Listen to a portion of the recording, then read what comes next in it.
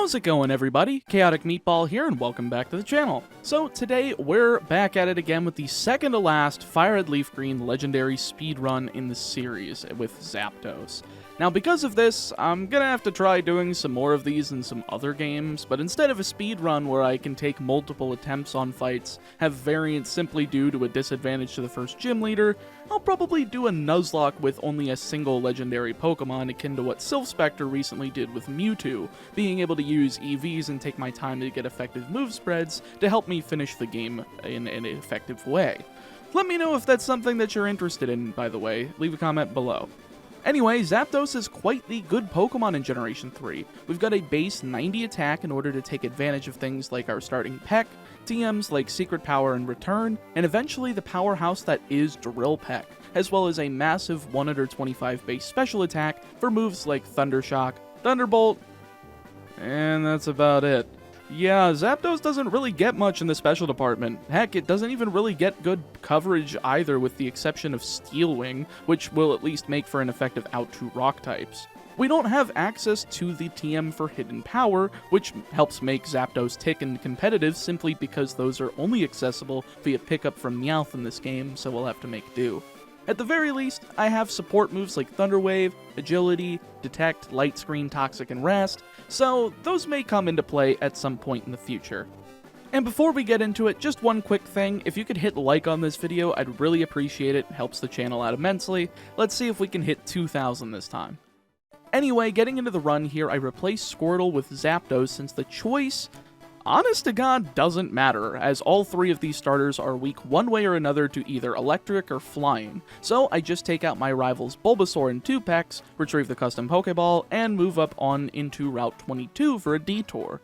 I want to fight my rival again to get the extra EXP, since Lord knows that Brock is going to be one of the biggest brick walls of my entire life, seeing as the only attacking move that'll work on him is Peck until level 49 when we learn Drill Peck.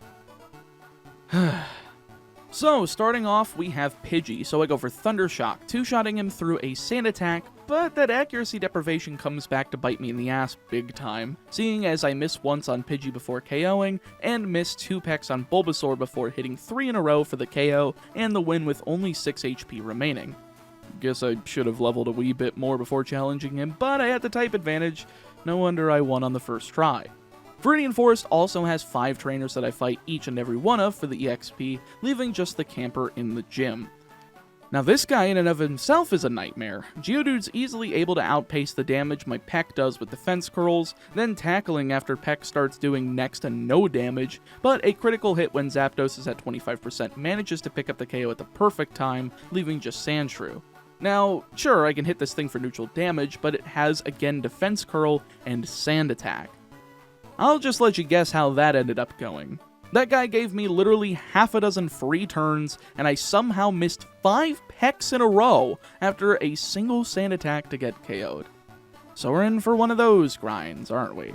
Most of these tries against him are all failures on the Geodude, with the only thing pulling me from losing against it being a critical hit, with the only attempt that managed to win giving me 2 of them on Geodude, and still, even then Defense Curl and Sand Attack were almost too much to overcome on Sandshrew. But that's just the gym trainer. What about Brock? Well, it's an unmitigated disaster. His Geodude is 2 levels higher than the gym trainers, so I white out as many times on this Geodude as I can physically take in my brain. Hell, I even put the game on 10 times speed and put auto fire on so I could see if there was any potential universe where Zapdos didn't have to grind a ridiculous amount and take him down. And 3 out of the 7 times, we made it to Onyx, whom immediately blasted Zapdos out of the sky with a Rock Tomb to KO. Yeah, not gonna work. My first thought for grinding was the gym whiteout method that I used in the Professor Oak's challenge, taking out Geodude and then getting KO'd to Onyx, coming back to the gym and doing it again, but that just didn't work. I could not get through the Geodude to save my life. So I moved on down to Route 2 and spent the majority of time on Rattatas and Pidgeys so that I could make sure to get some EXP as well as some speed EVs. While sure, it would have paid off to go all the way back to Route 22 to take out Mankeys, that would have taken a lot more time off the clock than this already did. I went from level 11 to level 15, and because of that, I was much more consistently taking out Geodude, but it was still completely down to getting a critical hit or two in order to get to Onix without losing too much HP, seeing as Rock Tomb still hits for a massive amount of damage because it's super effective. I tried maybe about 5 times before saying that it was just not worth the trouble, and went back to grinding, moving from level 15 all the way up to level 18 before trying again. I was seriously considering the fact that I may have had moved to level 25 in order to get agility so that I could always outspeed Onix in the face of Rock Tomb, continuously slowing down Zapdos and putting it behind Onix, since somehow the Rock Snake is faster than the good old Danger Thunderbird here. But with grinding complete for the time being, I finally went back into Brock's gym and was seeing even more progress. The first few times I was getting to Onix at this level, I was getting to him below half HP with a boatload of HP remaining off the Geodude. Some of the attempts were so good that I would get through Geodude and it wouldn't even do about 15% damage before I got to Onix, though he'd wipe the floor with me thanks to bind residual damage and Rock Tomb consistently slowing me down. But I knew with enough luck that this was definitely the level. After about 10 tries, I finally had the run.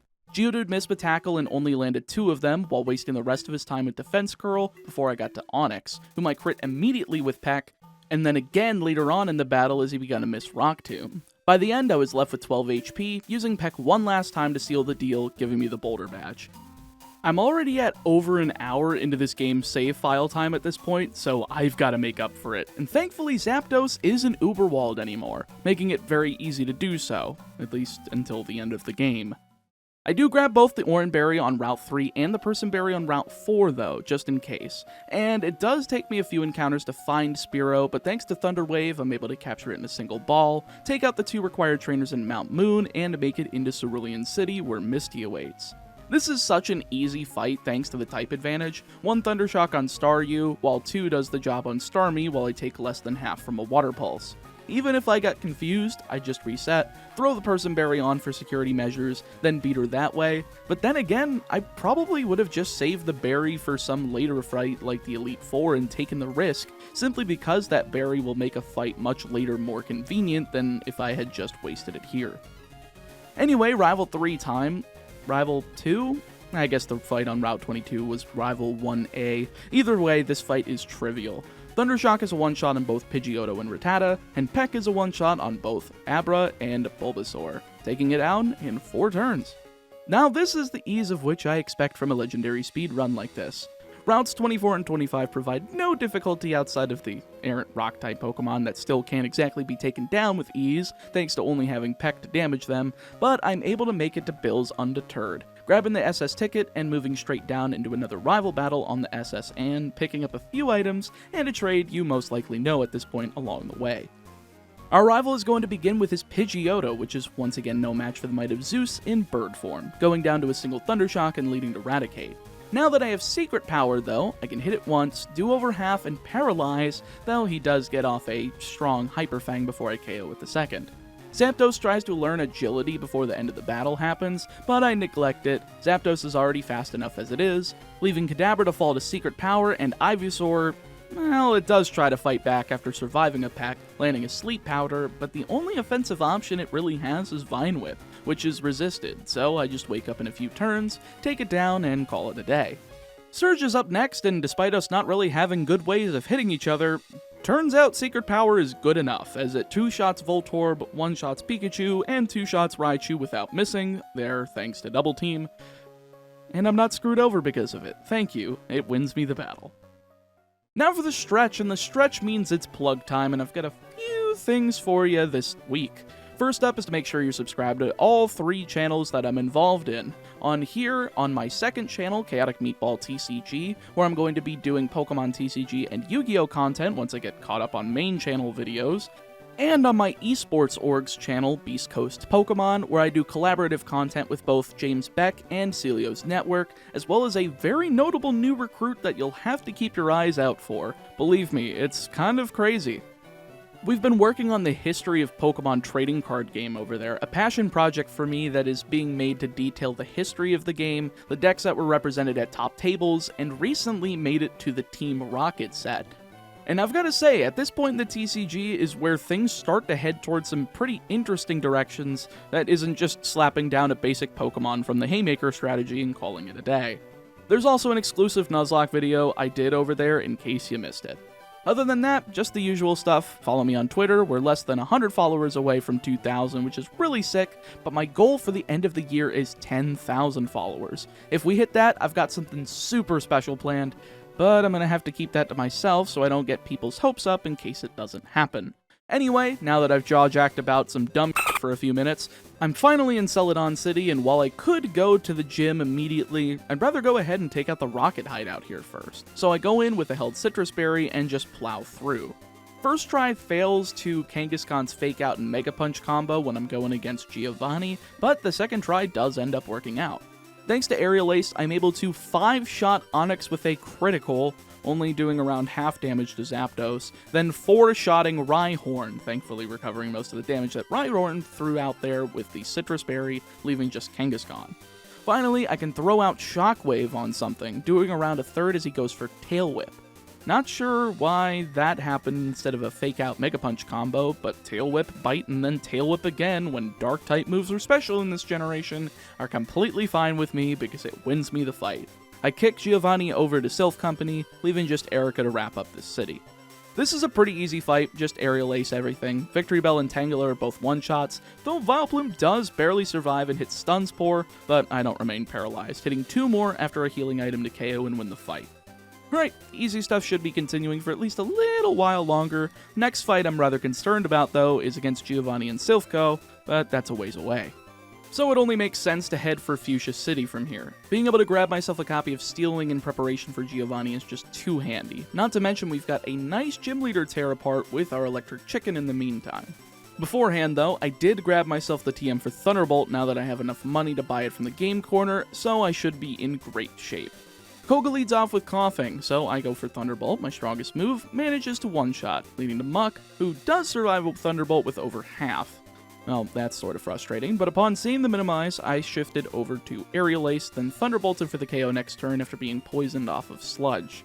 Second verse on Coughing, same as the first, and last is Wheezing. Losing over half HP on Wheezing to Thunderbolt, but he does manage to KO with a Sludge. Well, I guess I'm gonna have to take another attempt. Didn't expect to have to do so since I didn't save beforehand, but hey, that's the risk we take. The second go-around goes basically the same way as the first time, but instead of Sludge, it's Toxic. This actually leaves me with more HP for Wheezing, and thankfully, he's a moron. He goes for Smokescreen instead of an attack, leaving enough HP for Zapdos to live another turn, KOing with a second Thunderbolt and winning me the battle. Yeah, that could have been mitigated by a Pecha Berry. And that's it. I really don't have anything else to say about that. Alright, now that I have the 5th badge in hand, I should be able to take down Silph Company, since Zapdos is pretty much on level. Speaking of which, by taking a nice little path through, I avoided every trainer in the company, leaving just the rival battle and Giovanni himself. First up, the rival starts with Pidgeot, getting KO'd with Thunderbolt immediately after taking a quick attack, leading to Gyarados, who also fell to Thunderbolt. Growlithe comes out third, intimidating me for a second time as Thunderbolt KOs, leading to Alakazam 4th. It's quite the struggle though now that I have -2 attack. Aerial Ace and Secret Power cannot do over half, plus Alakazam has Recover, so I'm kinda stuck here unless I get lucky with Secret Power's Paralysis. But of course, Synchronize allows for Alakazam to paralyze Zapdos back, even though it's an electric type. Ugh. Either way, I'm able to just power through Recover with Thunderbolt, and it ends up working out as Alakazam is paralyzed for a turn, going down to Aerial Ace as Venusaur's outlast. Well, now that at least I can't be put to sleep, I can blast this with a few Aerial Aces, hitting 4 of them to KO through quite a number of Razor Leafs. Though being paralyzed on the second to last turn I could survive was a bit stressful. I was worried I was going to have to do this again, but I managed to finish him off with Secret Power, winning the match and getting myself a Lapras before going into the fight with Giovanni. He's actually a bit of a wall this go-around. Well, a wall until I remember that I have Steel Wing in my TM box, so I don't know why I wasted so much of my time sitting here and resetting without it. I even stupidly gave Zapdos Fly over Aerial Ace, and since the move deleter's not in Kanto, instead being housed on the Heavy Islands, I'm not going to be able to get rid of it for an optimal moveset later on. I really am a stupid idiot sometimes. Once I taught Steel Wing though, it only took 3 tries before I finally figured out how to take him down. Starting off here is Nidorino, so I can hit it with Thunderbolt, great stuff, but it's not a one-shot. Instead, it gets off a Poison Sting, but it doesn't get the status, so I take it out with a second. Second out is Rhyhorn, who takes a half from a Steel Wing before going for Rock Blast, doing nearly half of my HP with a 2-hit attack before a second Steel Wing connects, crits, and takes him down. Third out is Kangaskhan, thankfully going down to 2 Thunderbolts after only hitting a single Rage, including some needless paralysis and a critical hit to boot. I guess I appreciate the unintended BMing, but last up is Nidoqueen, and she's a house. My best way of taking her down is just to spam Fly, and hope for Tail Whip as the random move on the turns that I come down. Thankfully, this strategy works, and she only lands a single Body Slam, as well as a Tail Whip after the second Fly, then the third connects to take her down and win the fight. I cannot state enough just the sheer frustration of that battle. I think I must have spent at least a dozen attempts before I realized I had Steel Wing, and looking back on this footage makes me even more pissed off that I was such a dumbass for missing it. With that out of the way though, I'm finally able to make it to the Saffron City Gym, and thankfully, Sabrina's a bit of a joke thanks to her lack of defenses. She leads off with Kadabra, so I use Fly, of course outspeeding, but giving Kadabra a turn to set up Reflect, so I can't one-shot. I see a Future Sight come down as Fly hits Kadabra and brings it into the red, following up with 2 Steel Wings to KO through a Hyper Potion, leading to Mr. Mime as the Future Sight lands for minimal damage. Mr. Mime's going for Calm Mind, which is fine. I'm able to use Fly and land it on the turn after Reflect ends, but it's not enough, allowing her to set up Barrier a few times as well as using a Hyper Potion. By this point, Fly and Steel Wing combined have only done about half damage, so Thunderbolt's gonna do more despite a Calm Mind. So I use that and pick up the KO with Venomoth following suit. It immediately falls to Fly with Alakazam coming out last. With all of those stalling shenanigans with Mr. Mime though, Sabrina no longer has any healing items, so it's a Fly and a Steel Wing to victory, though Alakazam's Psychic had me a bit tense once I saw how low Zapdos' HP went. Good victory, though I'm really picking up on the stubbornness in these battles. I tend to just keep doing the same thing over and over again despite the game plan not really working, and just forcing it, which on one hand is funny because I get the tail of the game to go f*** itself a few dozen times, but it's also very frustrating to look at because holy moly, it makes me look like a goddamn buffoon. Did I ramble long enough for us to get to Blaine? I hope so. 1 yes, 3 no's, a yes, and a no later, and we've got ourselves into the 7th gym battle. I'm not actually threatened here, though, by Intimidate from either Growlithe or Arcanine, so after giving Zapdos a Ross Berry, I go in there and just start spamming Thunderbolt. This one-shots and KOs both Growlithe and Ponyta, leading to Rapidash, who doesn't go down quite from 1 Thunderbolt, but Fire Blast lands for about a third, so that's not too much, leaving me to KO next turn as Arcanine's out last. Thunderbolt does slightly over half here as Fire Blast lands for almost the remainder of Zapdos' HP, but thanks to the power of outspeeding and no extreme speed on Arcanine, I'm able to follow up with 1 more Thunderbolt for the victory. And thank goodness too, I needed an easy fight before I lose my shit over in Giovanni's gym. I'm gonna say, without hidden power, Zapdos is utter trash against any rock or ground types. Steel being physical just hurts so much when I'm trying to counteract the rock typing, so much so that I'm losing to the gym trainers.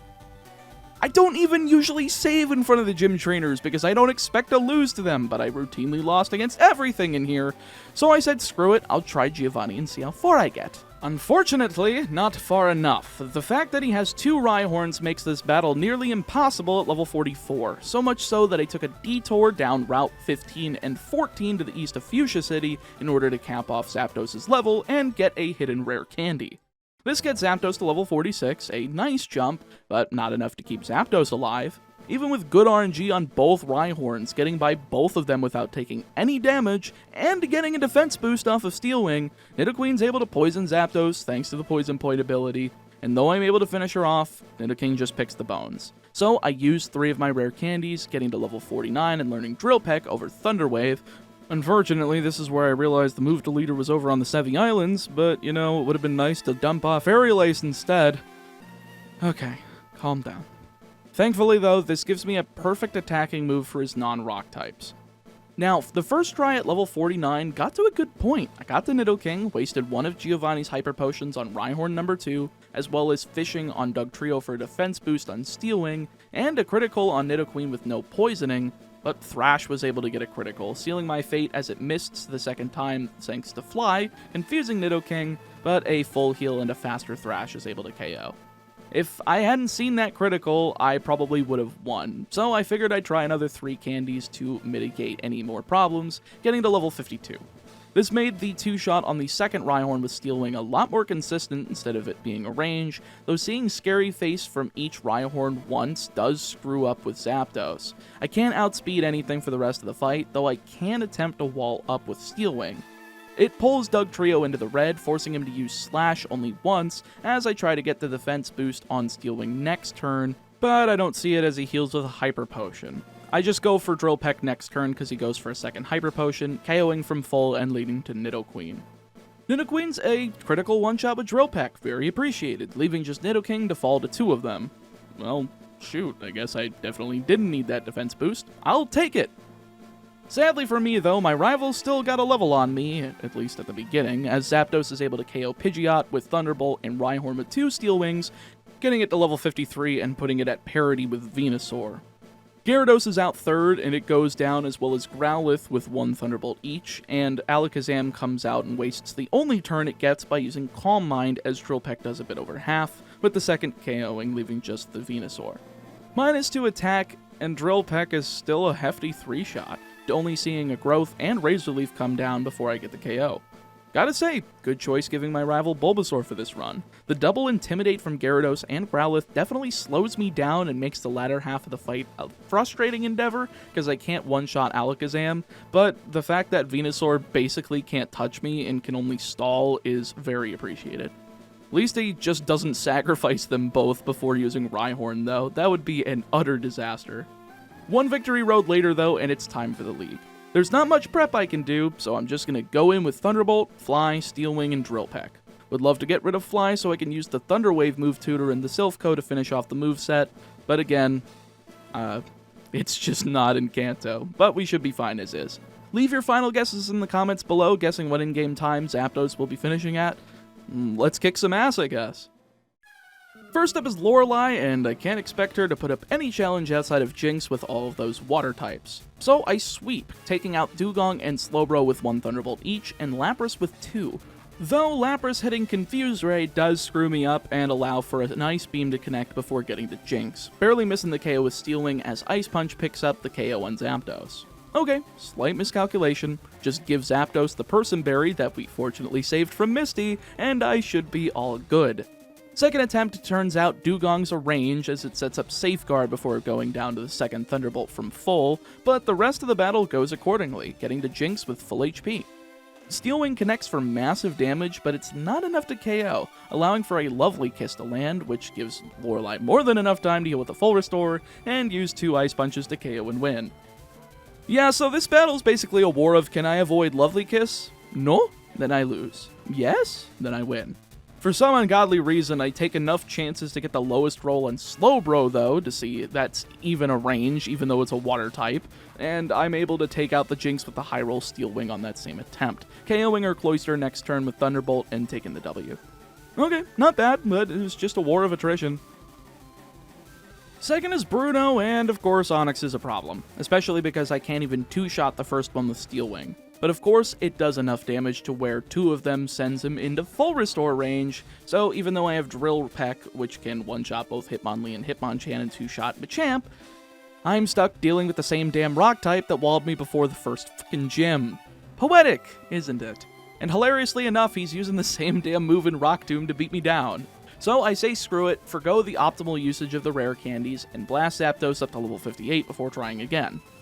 And losing on the first Onix again. Seriously? I'm gonna put the game down and proceed to take a shotgun to it if it doesn't stop being an asshole already. Nope. Nope. Nope. Alright, about time. On my winning attempt, Onix proceeded to miss twice with Rock Tomb as I hit 2 Steel Wings to pull him down into the red, leading to a full restore.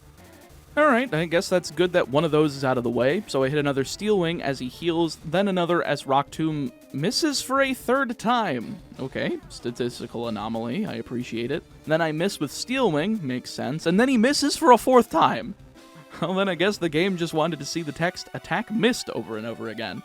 I KO the Onix with full HP, leading to Hitmonchan who falls to Drill Peck, and into Machamp who falls to 2 after using a weak non-stab Rock Tomb. 4th is Hitmonlee, and it falls to a single Drill Peck going first, surprising since I'm at -1 speed, leaving just the second Onix. It doesn't have a rock type move though, instead spamming Double Edge since it has the rock head ability, negating recoil damage, but it just doesn't do enough. I'm able to eventually land enough Steel Wings to KO despite a few misses. Guess the game just had to get some payback at the end there for the first Onix to miss so many times. Well, third up is Agatha, and this fight is probably just as simple as Lorelei. I just have to get past the first Gengar and the double teams it sets up, which I'm able to do damageless thanks to Thunderbolt and Drill Peck even through a full restore, leading to Golbat. I outspeed, nail a Thunderbolt, and KO, pretty simple stuff, leading to Arbok third, and thankfully for me there's no glare here, so I'm able to safely KO with 2 Thunderbolts while taking a Screech, KOing as Gengar number 2 comes in 4th. I kind of made a mistake here going for Aerial Ace and Fly, forgetting about the fact that Intimidate from Arbok lowered my attack, and making it very simple for Gengar to chew through my held berry and hit a second Hypnosis, then using a Nightmare and Sludge Bomb to take out Zapdos while sleeping. Yeah, that's an easy fix. The only difference here was Arbok went for Sludge Bomb instead of Screech, but it doesn't matter as Thunderbolt's able to 2-shot Gengar number 2 as it uses Hypnosis and wastes my Lumberry. It falls to 2 Thunderbolts even through the Citrus Berry, leaving just the final Haunter to fall to the same attack, winning me the battle. Alright, Lance time, and I heal my power points before going in, and this one's actually a bit of a doozy, but simple at the beginning. Both Gyarados and Aerodactyl are outsped in one-shot by Thunderbolt, though the fact that Intimidate comes out on Gyarados means that Dragonair is much less easy to KO with Drill Peck. So much so that they are 3 shots with Drill Peck. Yeah, that's pretty weak. The second also has Thunder Wave, so I can't do enough damage without a critical hit to get through to Dragonite without being paralyzed. However, the second attempt was where I started figuring this fight out. The first Dragonair only hit Dragon Rage and Outrage, hitting for less than half damage as the second comes out, and sure it manages to stick a Thunder Wave on the second one and take Zapdos out with Hyper Beam, but I think I'll be in good shape as long as I keep both Dragonairs limited to landing a single attack on Zapdos each before getting to Dragonite. This can easily be done by getting Dragonair to use Safeguard. And thankfully, the third attempt's the charm, as I'm able to do that, getting to Dragonite while paralyzed, but with over half HP. Thunderbolt does slightly under half, perfect for 3-shotting through a Citrus Berry, though apparently it doesn't matter since Outrage does too much damage. But when that doesn't matter is when I see that I get a critical hit on the second Thunderbolt, KOing and winning the fight. Well, I guess that saved me a ton of hassle. Let's go for the champion. So the first attempt went pretty poorly, as you could assume. Rhydon is a terribly difficult Pokemon to get past with a Zapdos, and Steel Wing is certainly good, but it can't even 3-shot here. But on the second attempt, I get ridiculously good God luck. The lead Pidgeot is a one-shot with Thunderbolt, no surprise, but with Rhydon, I get 2 misses from Rock Tomb, then a critical on the third Steel Wing to take it down, going into his third Pokemon with full HP. I can't screw this up now, so Alakazam comes out third and I'm able to 2-shot it with Drill Peck, putting it to full restore range as he uses Reflect, then KOing next turn with a critical Thunderbolt from full after said full restore. Gyarados' fourth falls to the same move, leading to Arcanine. Intimidate hurts once again, but Thunderbolt should pull me through, paralyzing on the first and holding him down for the turn as the second lands and KOs, leaving just Venusaur to be one-shot by a critical Drill Peck, winning me the champion fight completely damageless. Yeah, definitely God luck, but I think I deserve it after all the bullshit I call a run in this one.